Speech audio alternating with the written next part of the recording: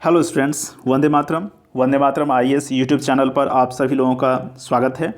इस वीडियो में हम यूपीएससी सिविल सर्विसेज एग्ज़ाम के सभी बेसिक चीज़ों को हम देखेंगे।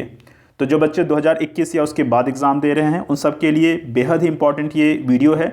वैसे बच्चे जो पहले से एग्ज़ाम की तैयारी कर रहे हैं लेकिन इन सब चीज़ों में कन्फ्यूज़ रहते हैं, क्योंकि एग्ज़ाम का पैटर्न काफ़ी विस्तृत है तो कन्फ्यूज़न होता ही होता है। तो इसमें हम देखेंगे एग्ज़ाम स्टेज यानी पीटी मेंस इंटरव्यू के बारे में, सिलेबस पीटी और मेंस का, जीएस का, इसमें कितने पेपर्स होते हैं, कितने का डिवीज़न है, सब चीज़ देखेंगे। एग्ज़ाम का स्ट्रक्चर, उसी के अंतर्गत ऑप्शनल सब्जेक्ट हम क्या क्या रख सकते हैं, वैकल्पिक विषय क्या क्या रख सकते हैं हम। तो चलिए स्टार्ट करते हैं।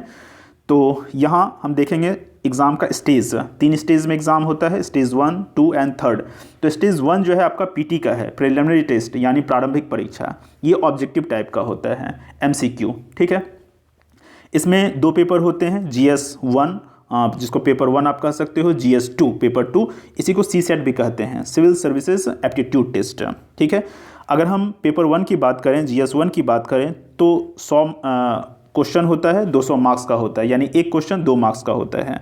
और यही वास्तव में आपका पीटी है, इसी के आधार पर आप मेंस में जाते हो, ठीक है। इसी के आधार पर आपका जो है पीटी में सिलेक्शन होता है, स्पष्ट रूप से ये समझ लें। लेकिन फिर सीसेट का क्या रोल है? तो सीसेट का मतलब है कि इसमें आप अगर 33% ले आते हैं, क्वालिफाई कर जाते हैं, तो फिर ये आपका कॉपी चेक होगा और इसके आधार पे फिर आप मेंस में जाएंगे, ठीक है। तो इसमें मार्क्स 200 है, नंबर ऑफ क्वेश्चन 80 है, यानी एक क्वेश्चन 2.5 मार्क्स का इसमें है। इसमें मैथ, रीजनिंग, कंप्रीहेंशन, इस तरह की चीज़ें होती हैं। इसमें हिस्ट्री, ज्योग्राफी जैसी चीज़ें हैं, ठीक है। अगर स्टेज 2 की बात करें तो मुख्य परीक्षा इसको कहते हैं, मतलब आईएएस का मुख्य परीक्षा यही है, मुख्य पार्ट यही है, ठीक है। डिस्क्रिप्टिव टाइप का, यानी आपको लिखना है यहाँ 1750 मार्क्स का, 7 पेपर होते हैं, 250 मार्क्स का होता है, तो 1750 मार्क्स का टोटल ये हो गया। तीसरा स्टेज जब आप मेंस कर लेते हैं तो फिर आप तीसरे स्टेज में जाते हैं, पर्सनालिटी टेस्ट या फिर इंटरव्यूज़ को कहते हैं, ये 275 मार्क्स का होता है। आईएएस का एग्ज़ाम या फिर आईपीएस जो भी आप कह लें, तो इन दोनों का जो मार्क्स है, मेंस और इंटरव्यू, इन दोनों के मार्क्स के आधार पे, मतलब 2025 मार्क्स जो है इसके आधार पे आपको आपका सिलेक्शन होता है, काडर अलॉट होता है, ठीक है, सर्विस अलॉट होता है।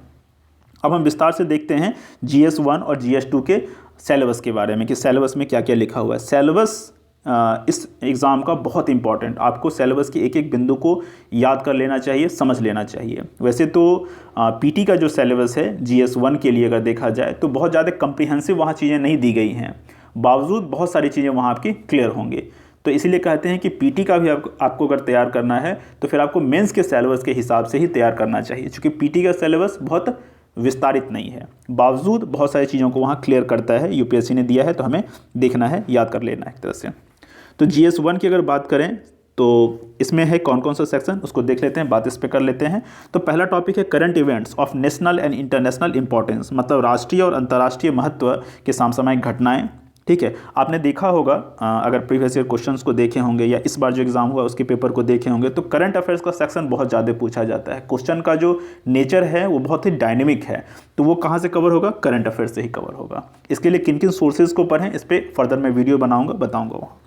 दूसरा, history of India and Indian national movement, मतलब भारतीय राष्ट्रीय आंदोलन और भारतीय इतिहास के बारे में। India and world geography, Bharat और विश्व का भूगोल, इसमें physical, social, economic geography India और वर्ल्ड का। इंडियन पॉलिटी एंड गवर्नेंस, इसमें कॉन्स्टिट्यूशन, पॉलिटिकल सिस्टम, पंचायती राज, पब्लिक पॉलिसी, ठीक है, लोक नीति, राइट इश्यूज़, ये सब यहाँ हैं। पांचवा जो है जिसको इकोनॉमिक्स बोलते हैं, तो इसमें लिखा हुआ है इकोनॉमिक एंड सोशल डेवलपमेंट, मतलब सामाजिक व आर्थिक विकास। इसमें सस्टेनेबल डेवलपमेंट, पॉवर्टी, इंक्लूजन मतलब समावेशन, डेमोग्राफिक्स, सोशल सेक्टर इनिशिएटिव, ये सब इसमें आते हैं।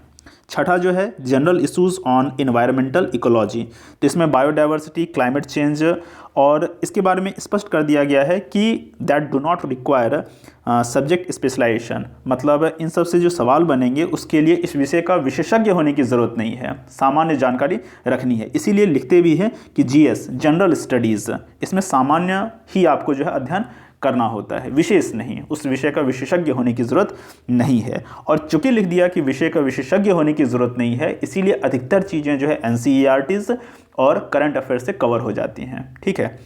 फिर सातवां आपका है जनरल साइंस, सामान्य विज्ञान। ये तो आपका जीएस 1। पीटी का सिलेबस हो गया जिसके आधार पे आपका पीटी होता है, लेकिन एक दूसरा सेक्शन भी है जिसको क्वालिफाई करने के बाद ही आपका यहाँ जो आप नंबर लाते हो उसको काउंट किया जाता है। ठीक है, तो उसको भी देख लेते हैं सीसेट के सिलेबस को। तो सीसेट के सिलेबस को देख लिए, इसमें वर्ड्स जो हैं उसमें समझने में किसी किसी को दिक्कत हो सकती है, तो मैं हिंदी भी बोलते रहूँगा। सिविल सर्विसेज एप्टीट्यूड टेस्ट, वैसे यूपीएससी इस टर्म का यूज़ नहीं करती है, लेकिन 2011 में ये पेपर जोड़ा गया था। ठीक है, यहाँ पहले यहाँ भी ऑप्शनल ही हुआ करता था, तो उसको हटा करके सीसेट लाया गया। तो इसमें क्या क्या चीज़ें हैं देखिए। तो कंप्रीहेंशन मतलब बोधगम्यता, इंटरपर्सनल स्किल मतलब वैयक्तिक कौशल, फिर कम्युनिकेशन स्किल मतलब संचार कौशल। तो इससे रिलेटेड क्वेश्चन ज़्यादा वैसे होते नहीं है, कंप्रीहेंशन से रिलेटेड क्वेश्चन होते हैं। Logical reasoning and analytical ability मतलब तार्किक क्षमता और विश्लेषणात्मक अभियोग्यता, ऐसे कह सकते हैं।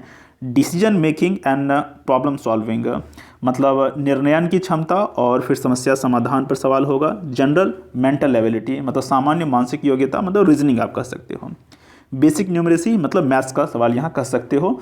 ठीक है, तो आधारभूत अंकीय योग्यता, इसमें मैथ्स से रिलेटेड जो सवाल हैं वो सब आ जाएंगे, लेकिन यहाँ स्पष्ट कर दिया गया कि क्लास 10th के लेवल तक का ही। तो वैसे तो इस सेक्शन को तैयार करने के लिए आप कई सारी मोटी मोटी किताबों को पढ़ते हो, लेकिन मेरा ये मानना है कि अगर आप NCERTs को 10वीं तक के NCERTs को मैथ वाले को अगर आप ढंग से कर लेते हो तो बहुत सारे एस्पेक्ट खुलेंगे, यूपीएससी वहाँ से सवाल बनाती है। ठीक है, नेक्स्ट है डाटा इंटरप्रिटेशन मतलब DI जिसको कहते हैं। ठीक है, इसमें मतलब डाटा को अलग अलग तरह से दिखाते हैं, तो chart, graph, table, data sufficiency के माध्यम से। ये भी क्लास 10th के लेवल का होगा। तो मैथ की किताब जो आप पढ़ोगे तो ये वाला सेक्शन भी कवर हो जाएगा। ये आप चाहो तो स्क्रीनशॉट इसका ले लो, पिछले का भी मैं दिखा देता हूँ, यहाँ का भी आप स्क्रीनशॉट ले सकते हो syllabus.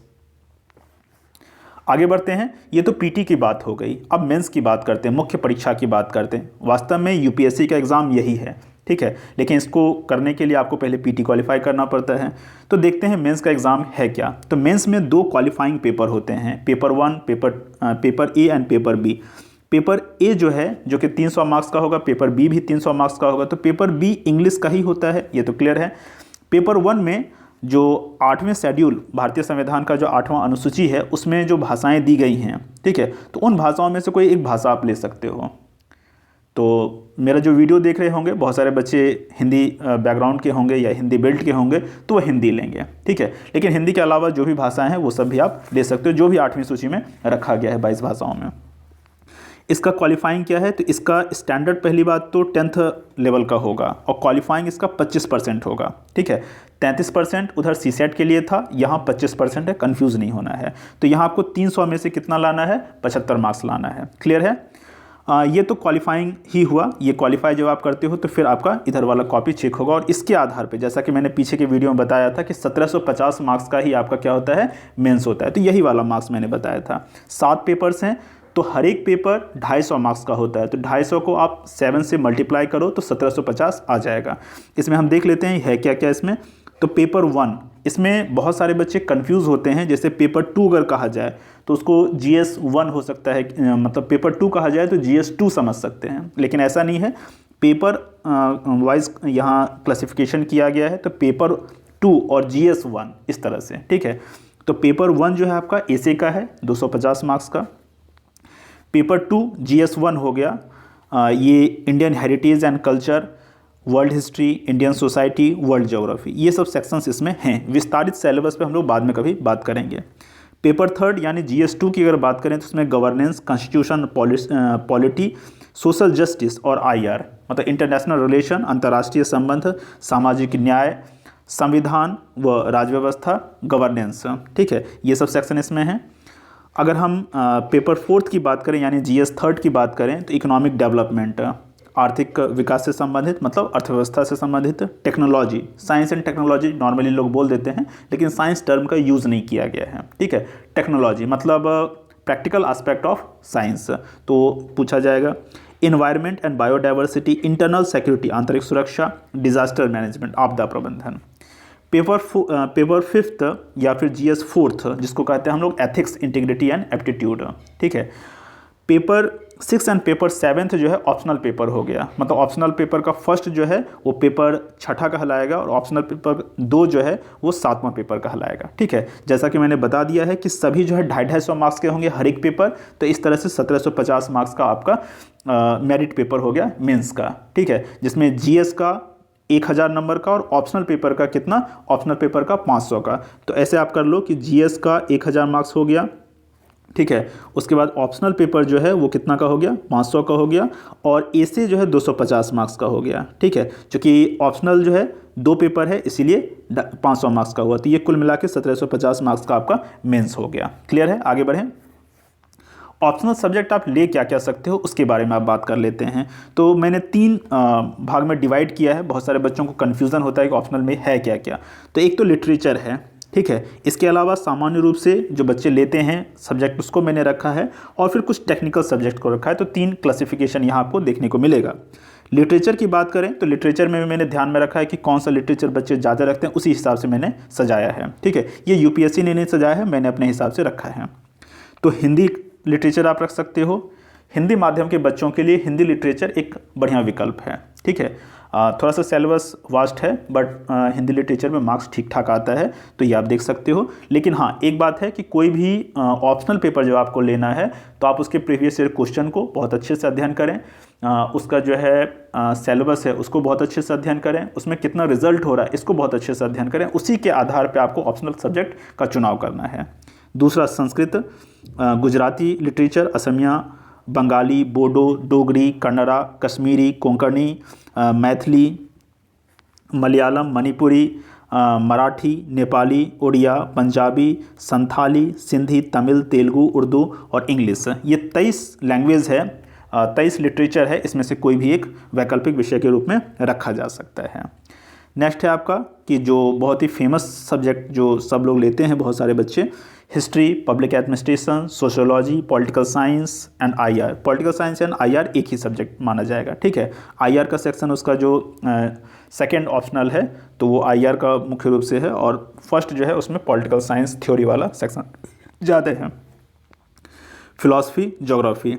Next economics, commerce and accountancy, agriculture, animal husbandry and veterinary science, anthropology, botany. Anthropology बहुत सारे बच्चे लेते हैं। Botany, chemistry, civil engineering, electric engineering, geology, law, management, mathematics, mechanical engineering, medical science, physics, psychology, statistics और geology. तो ये सब optional subjects कुछ हो गए।